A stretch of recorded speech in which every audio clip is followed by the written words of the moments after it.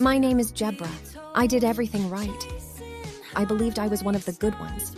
I was not.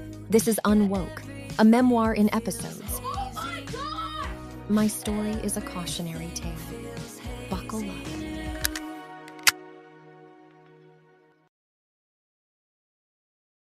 Chapter 6. Farmer's Market of Soul and Superiority. I woke early on Saturday, eager to get to the farmer's market before parking turned into a nightmare. Once my car got towed because I parked in a handicapped spot. Technically, I was on my period, and I insisted to the cop who wrote the ticket that I was experiencing a temporary disability. The market had it all: handmade pottery, Salvadoran pupusas, organic skincare made with honey imported from New Zealand, and much more, like pallets of succulents and bundles of dried sage. The sun beat down, and I cursed myself for leaving my sunglasses behind. Wrinkles were the price of being unprepared. At least I remembered to wear my palm leaf straw hat made by quiche artisans in Guatemala. First stop, sourdough bread. A woman in a faded tie-dye t-shirt stood over a loaf, her eyes closed, a pendulum swinging above it. "I'm testing the bread. I can read the life force in it," she said, turning toward me. "You must see what your body responds to. Let me try the zucchini bread." She grabbed a loaf and dangled the pendulum over it. See how it's not turning? It doesn't have as much vibrational energy. It's not good for me. I think I'm going to grab that sourdough. It's transmitted its nourishment. The vendor just smiled and shrugged. This was Los Angeles, and testing bread for vibrational energy wasn't uncommon. I purchased my bread, not sure of its vibrations, then stopped to buy strawberries from a farmer who had a Joe Biden 2020 sign hanging in his tent. It was wonderful to see the entire community supporting our new president. You could feel the buzz, the hum of positivity that stretched over the entire market. There was something in the air. It crackled with liberal goodness and democratic benevolence, unlike when Trump won in 2016 and a funeral dirge played on a loop inside the head of every left-leaning rational person.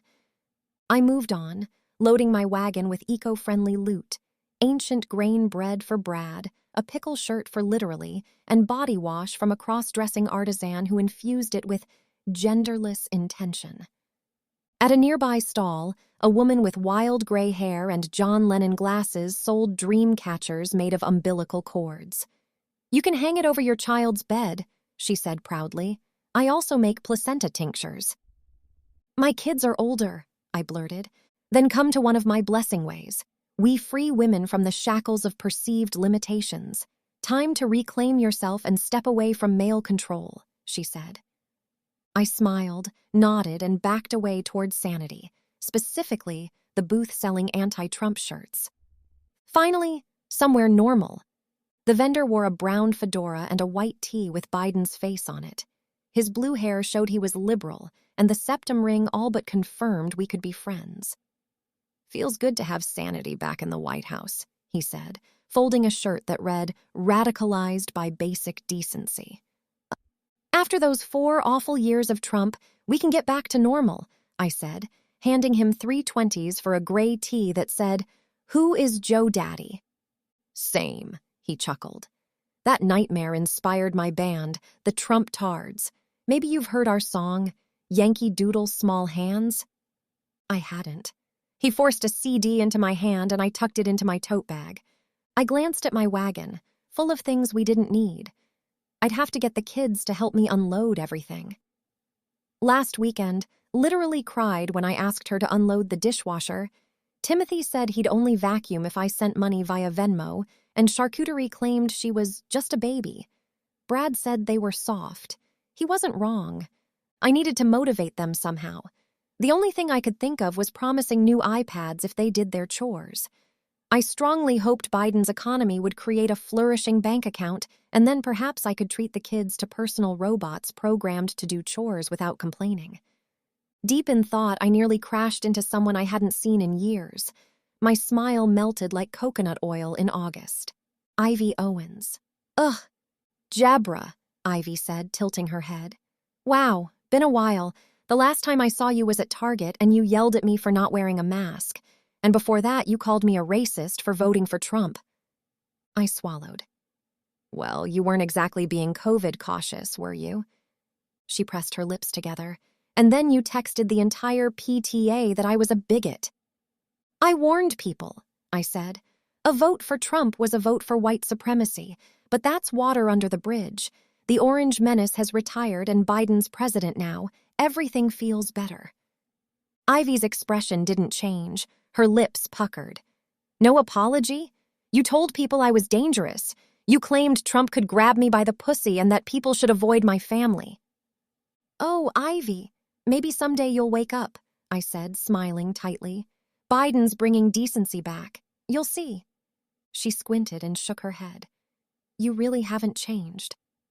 The sun burned my shoulders. I needed shade, or water, or both. I needed to get away from the toxicity of Ivy. Well, I said, enjoy the rest of your day. Enjoy 4 years of peace and joy. When I got home, I verified Ivy's blocked status across all platforms and messaged several other mothers, asking them to maintain a distance. It felt good to do my part for unity. That evening, Brad sat at the computer, scrolling through LinkedIn. Since losing his job, he'd been trying to find freelance positions, anything to bring in money. I'll never work in the entertainment industry again, will I? He muttered, rubbing his eyes. I got a call from Mike. You remember Mike? I shook my head. Not sure. The short, fat one or the one who smelled like dill? The dill one. He said there's a remake of Die Hard in the works, with Leslie Jones playing John McClane. Another remake, Ferris Bueller's Day Off, but it's a modern retelling with a Hispanic male lead. And this one, wow. Coming to America is being redone as Coming from Somalia, about a young politician from Mogadishu who moves to Minneapolis and falls in love with his long-lost stepsister. Brad buried his face in his hands. But I can't find work. I patted his back. Things are changing. He sighed. Sometimes I miss creativity. I want to see fresh takes, new content. Shaking my head, I tried to find the right words. This is a new and inclusive world we're living in. We're giving voices to the marginalized and redoing the things from our generation that, in hindsight, were offensive. Brad began pacing. They're remaking Weird Science, but instead of the perfect woman, it's going to be a perfect AI robot. I clapped my hands. Incredible! More contemporary. You're not getting it, he said. The industry isn't what it used to be, and it's not a good thing. Creative minds are being replaced by algorithms and recycled ideas. Yes, because this is the future, Brad. You'll be left behind if you don't get with the times. Later that night, I journaled using an AI chatbot that Echo had recommended called Chat Guru 33. I typed out everything. My encounter with Ivy, my conversation with Brad. Ivy is stuck in MAGA land where racists and bigots live. Brad refuses to modernize his viewpoints and keeps complaining. Why am I surrounded by idiots?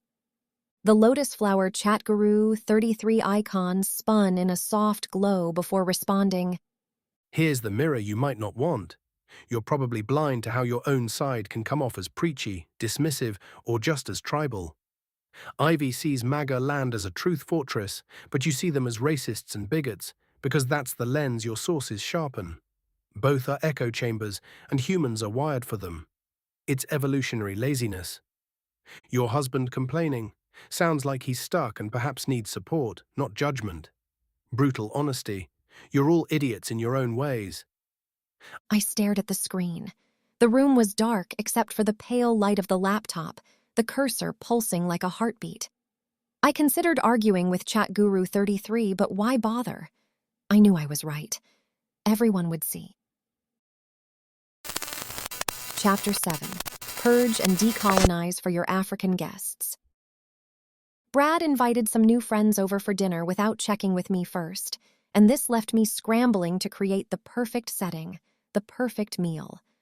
All I knew was that he met the male-identifying person at a pickleball game, and that his name was Tyrone. His wife was called Sasha.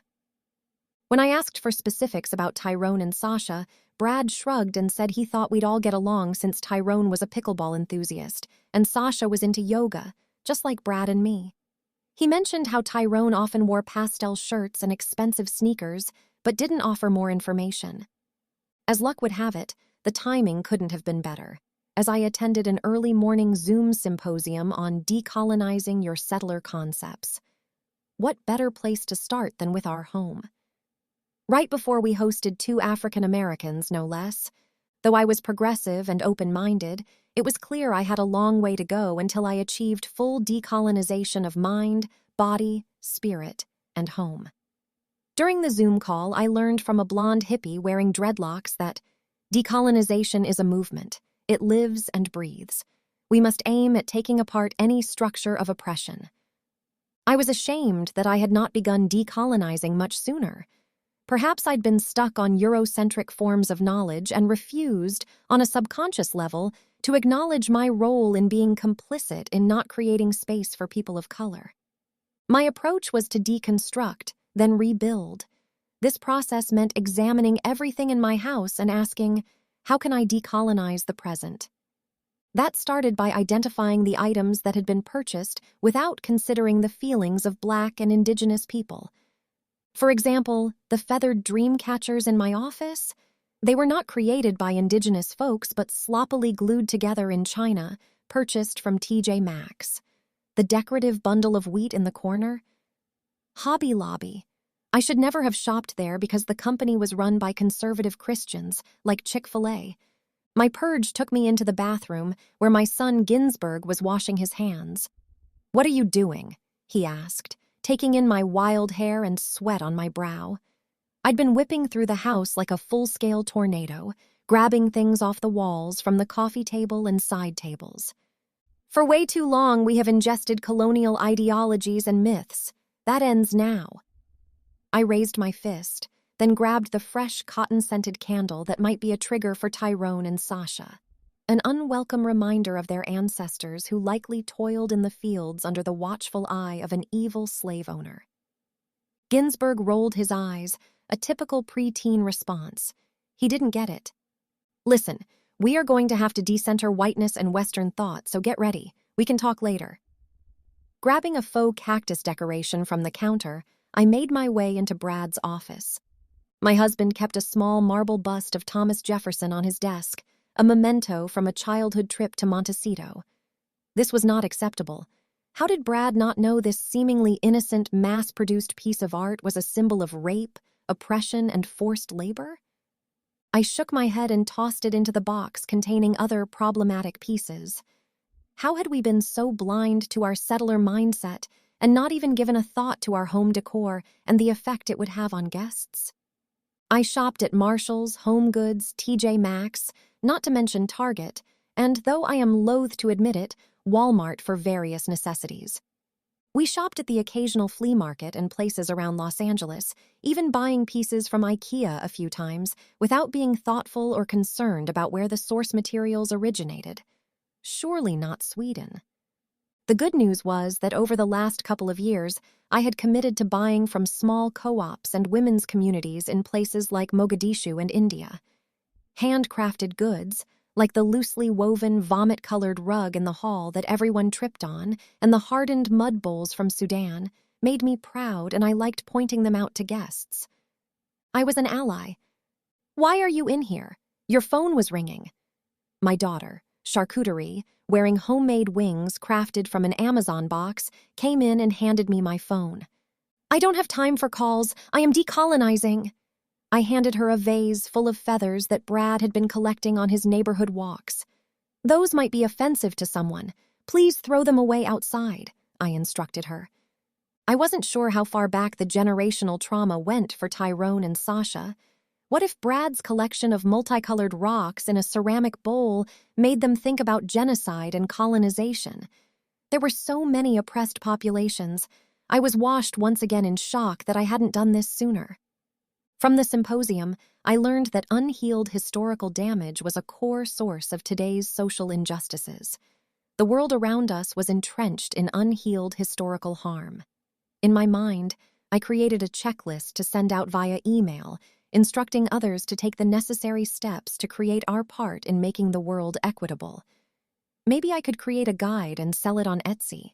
Even better, a small book about decolonizing and the evils of capitalism, then sell it on Amazon. And food. We needed to work on decolonizing food, too. Which foods would Tyrone and Sasha equate with rape culture and gender inequality, both rooted in colonization? I ran a hand down my face. This was so overwhelming. Pausing my process, I headed outside with a drink, a margarita from a bottle I bought at Costco, served in a glass we purchased on a trip to a Mexican resort. My best work was done when I was relaxed, and my brain needed a timeout. An hour later, after a brief meditation on how to be a mindful consumer, I was back to work. I threw out Brad's calendar, a reminder that time is a social and colonial construct. We couldn't let his colonial thinking influence anyone's actions. Pushing him to take accountability and find the courage to change would bring us closer, I reasoned, as I took down a framed poster of a surfer. With every item in Brad's office, I asked, "Does this work celebrate the rich and influential elements of Black culture and heritage?" If the answer was no, it went into the box that would be dropped off at the Goodwill store near the Grove. I reminded Brad and the kids that we needed to adopt an attitude of conscious consumption. Glancing down at my Apple Watch, I realized it was getting close to dinner time, and I needed to make something for the kids, although surely there was a lesson in a little starvation. Literally was in the kitchen, munching on Oreos, and I paused.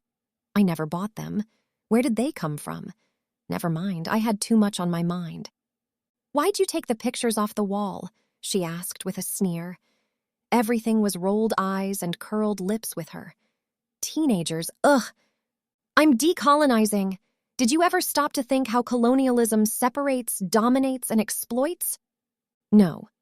"Well, it imposes behavioral standards to control populations under the pretext of being superior, and I'm sick of it." "Okay." She clomped out of the kitchen and went upstairs, her Doc Martens echoing up the steps. I heard the door to her room slam, and I hoped I had imparted some thoughtful words to guide her into the evening. I didn't really know where to start with decolonizing food, so I began throwing things in the trash that had expired, with a note to myself that I must learn about Black and Indigenous food and what could offend our dinner guests. Later that night, I read about confronting the enduring impacts of colonial exploitation and the marginalization of Indigenous and Black communities from traditional food systems. This involved regaining authority over land and resources and opposing harmful agricultural practices that favor industrial farming over sustainable, culturally appropriate methods. That passage gave me so much to consider when planning the menu for Tyrone and Sasha. Early the next morning, I went to Whole Foods and ducked into Gelson's, buying $600 worth of groceries that would invite of my nourish, not offend. New chapters drop every diets involves returning to using traditional Apple Podcasts. I planned a menu meant to make our guests where I am still, unfortunately, and not in processing my breakdown. A decolonized. If you enjoyed this episode, such as that at Owamni restaurant in Minneapolis, and if you didn't enjoy it, which I had don't say anything at all, emphasized ingredients native to North America prior to European colonization. Attention. It excluded colonizer-introduced ingredients like must dairy, all clear this wheat area. flour, cane sugar, beef, milk, and sugar. That was going to be tough, though we were already a no-gluten, no-sugar home, and I cooked mainly vegan food. Brad said Tyrone and Sasha didn't like seafood, and Sasha had nut allergies, so I carefully created a menu that would honor their heritage and not stir up repressed emotions from their ancestors' potential places. I looked up what Indigenous and Black communities think before colonialism, and everything feels hazy new. That sparked the notion that I should avoid food from countries that colonized African nations. This proved nearly impossible since I would need to avoid ingredients from England, Belgium, Germany, the Netherlands, France, Spain, Portugal, and Italy.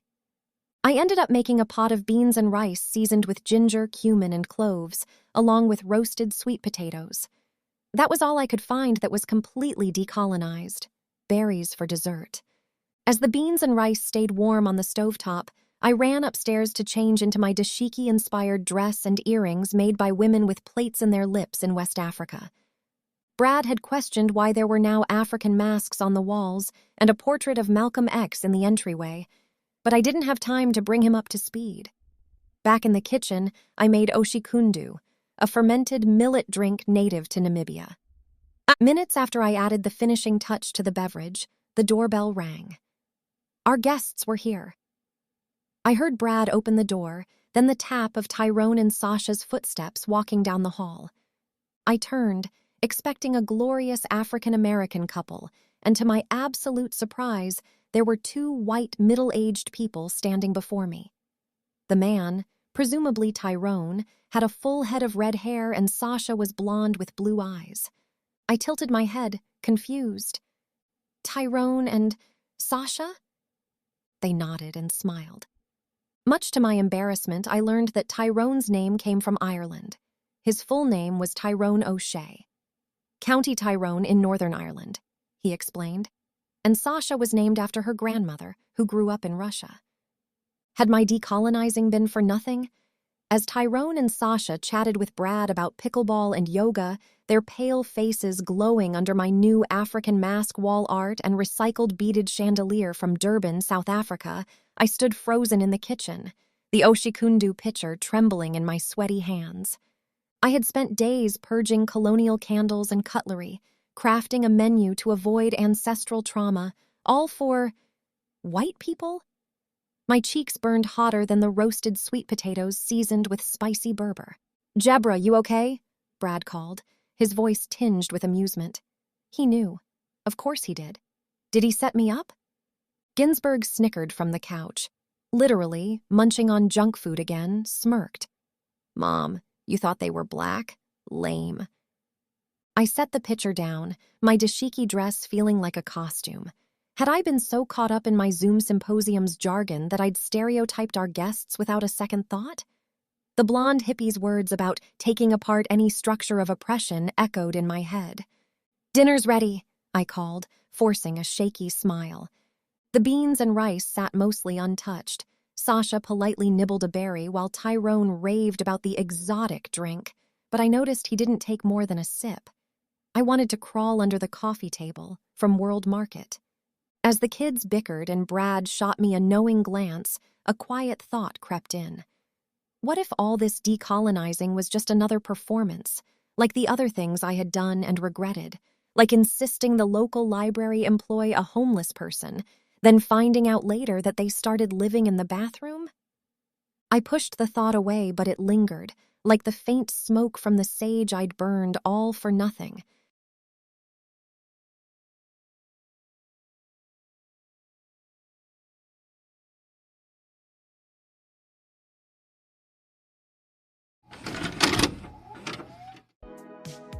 You've been listening to Unwoke, a memoir of my complete unraveling. New chapters drop every Monday. Find us on Spotify, Apple Podcasts, YouTube, and Substack, where I am still, unfortunately, processing my breakdown. If you enjoyed this episode, please leave a review. And if you didn't enjoy it, then don't say anything at all. Hope to see you next week. Attention. Attention. You must all clear this area.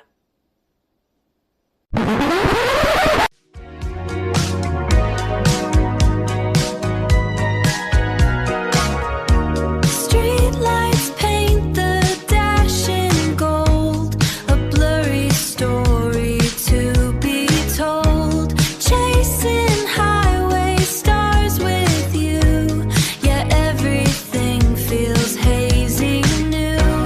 Everything feels hazy new.